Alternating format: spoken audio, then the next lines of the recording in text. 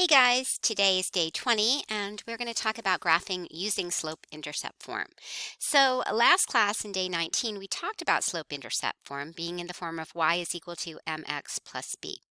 Okay, so our first example that we have the equation y is equal to 2x plus 4. So notice, just as a review, to pull out the slope, which is our m value, it's just the coefficient before the x, which would be a 2. So our slope here is 2, and then our y-intercept is the b variable, which would be 4. Okay, and it's positive 4.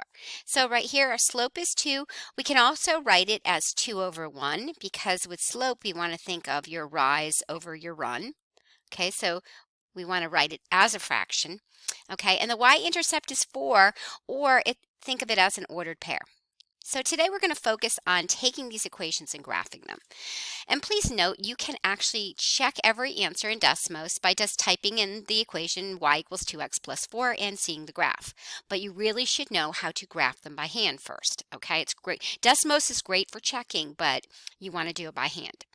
Okay, so we're going to start. The first step is to always plot the y-intercept on your graph. So 0, 4. I'm going to start at the origin, and then because it's positive 4, I'm going to go up 1, 2, 3, 4. And that's where my first point is. It's the y-intercept. So we start with the y-intercept. The second step will be then to use your slope. So here's our y-intercept right here. We just did that. The second point, the slope is 2, which is 2 over 1. So we're going to rise 2, and we're going to run, which means left or right, to the right 1, because it's positive. So we rise 2, 1, 2, to the right 1. So there's our second point. Okay, once we have our second point, I actually prefer to do 3 points. So from here, I might go up to, okay, from this point, I'm going to go up to and over 1 again and end up right there. Then you connect your points, you go a little bit further, and you put arrows on the end to make the slope, to make the line rather. Okay, so there's our example. Y equals 2x plus 4. Note again, the y-intercept is 4. Our slope is 2. Okay? Every point on this line is a solution to the equation. Okay? What does that mean? It means if I had an input-output table, and if I had an input, remember your inputs are your x values, of 0, my output would be 4 because I would plug it in. Y is equal to 2 times 0 plus 4. So my y would be equal to 0 plus 4, which is 4. Okay? Now I could do that with every point along the line. Okay? I could put in a 1. If I put in a 1 and plugged it in, it would be 2 times 1 is 2 plus 4 is 6. Okay? So remember, these are ordered pairs. And notice the line, the ordered pair 1, 6 is right here. Okay? This was 0, 4. Okay? And you can go on and on forever. I could have an x of 100. Okay? My output would be 2 times 100 plus 4, okay, which would be 104. All right, we're not going to show it on the graph, but that's how the line goes on and on. There's an infinite number of points on that line, and every point on the line is a solution. Okay? Let's look at the next example. Identify the slope and the y-intercept, then graph the line. So we did this in day 19. Okay, we remembered that y equals mx plus b, and it was easy to pull out the slope. The slope here would be 2, and the y-intercept would be negative 3. These are already in slope-intercept form, so it's pretty easy. Okay, so to graph it, start with your y-intercept, or the b. So I'm going to go down 3, 1, 2, 3, because it's at a negative 3. My slope is 2. I like to write it as a fraction and think rise over run. So I'm actually going to rise 2, go up 2, and to the right 1, and show my point. Okay, I'm going to show it with 3 points because 2 over 1 is a positive 2 slope, but negative 2 over negative 1 is also a positive slope because a negative divided by a negative is a positive. So maybe I want to rise negative 2, which means I go down 2, and run negative 1, which means I go to the left 1, and there's my third point. So I graph my line, and then I like to do a quick check and make sure. Do I have a positive slope? Yes, I do. Is that a positive line? Yes, it is. All right, so I'm going to go through and just identify my slope and my y-intercept. I'm going to start with my y-intercept. My slope here is 1/2. So my rise is 1, my run is 2. Or my rise is -1 and my run is -2. So I'm going to go up 1 to the right 2, or I can go down 1 to the left 2. Same line. All right. So at any point, I want maybe now would be a good point to pause the video and try to identify the slope, the y-intercept, and graph it. When you do continue it, you'll see the slope is -2/3 and the y-intercept is +5. All right. So our y-intercept that we start with, 1, 2, 3, 4, 5, would be right here. Our slope would be down 2 to the right 3. Okay, so this is the first time we're working with a negative slope, so I'm going to write it out as -2/3. My rise is -2, so I go down 2, and then my run is +3, so I go to the right 3. Keep in mind, you could also think of it as a +2 over -3 for your rise and run. Okay, so if you run out of graph space, you can always do that. All right, we connect our points and make our arrows. Okay, let's look at 4. Slope of 2, y-intercept of -4. 1, 2, 3, 4. We start with our y-intercept. Our slope is 2. So I'm going to think of it as 2/1. Rise 2, run 1. Rise 2, run 1. Now with these guys, the more you do, the easier it becomes. Okay? So please practice them. Slope is 1/2. Y-intercept is 1. I start at 1. My slope is 1/2. Rise 1, run 2. Or go down 1 to the left 2. Okay, number 6 is in slope-intercept form. It's just that the y-intercept is 0. Okay, so when it's 0, you start at the origin. Our slope is 3 and our y-intercept is 0. So we're going to rise 3, 1, 2, 3, run 1, or go down 3 to the left 1.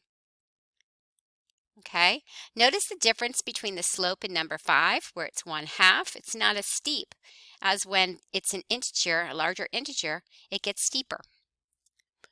Okay, number 7. So now, okay, they're not as easy. We're not in slope-intercept form.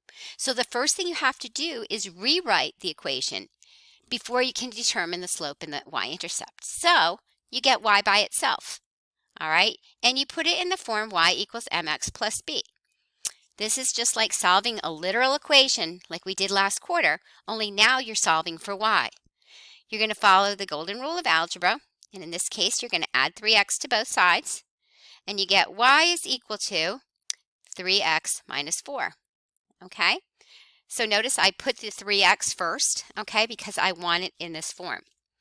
Now it's easy to identify the slope, which is 3, and the y-intercept, that's -4. I start at my y-intercept of -4, 1, 2, 3, 4, and my slope is 3. So I rise 3, run 1, rise 3, run 1. There we go.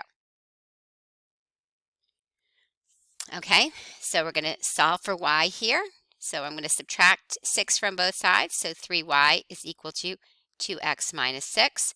And then I'm going to divide by 3.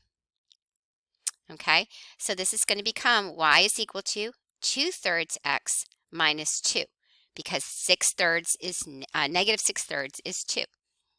So my slope is going to be 2/3, and my y-intercept is -2. I start at -2, I rise 2 and I run 3, or I go down 2 and to the left 3. Okay. Number 9, we want y by itself, so we're going to subtract our x from both sides. So 4y is equal to -x plus 12, running out of space, but I want to divide both sides by 4. When I do that, y is equal to a -1/4 x plus 3. Okay, so keep in mind, if I have a -x over 4, the coefficient here is actually -1/4. Okay, so we can write that as 1/4 x. I find that easier working with the slope that way.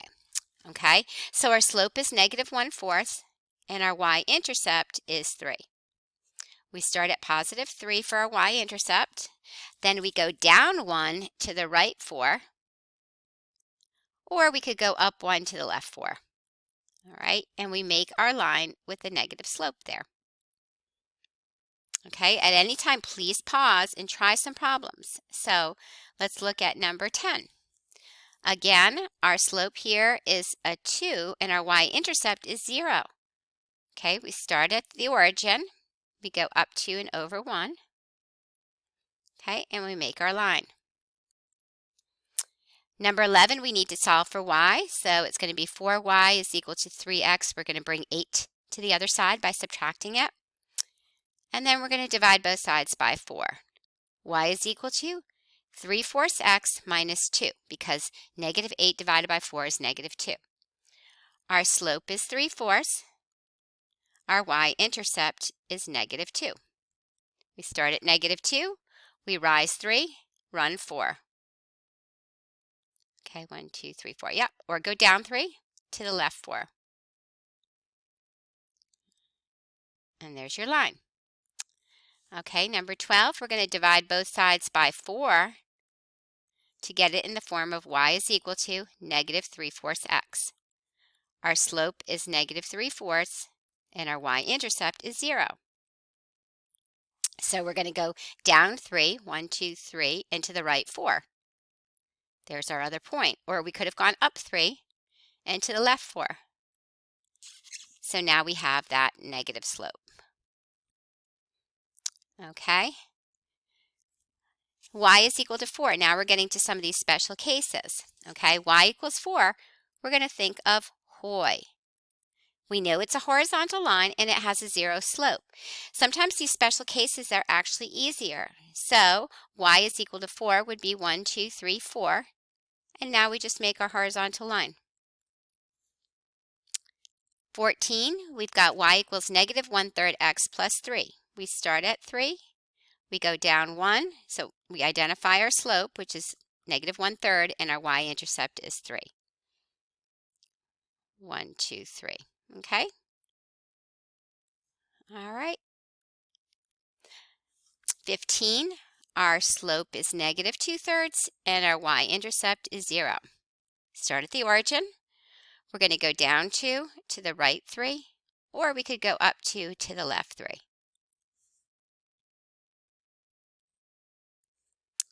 All right. So I'm going to show you the example for, let's go see, 16.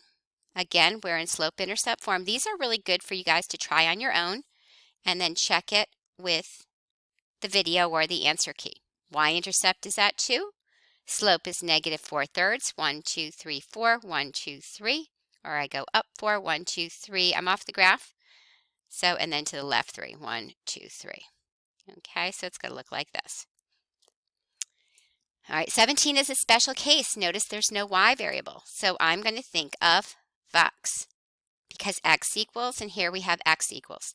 That means it's a vertical line and it has an undefined slope.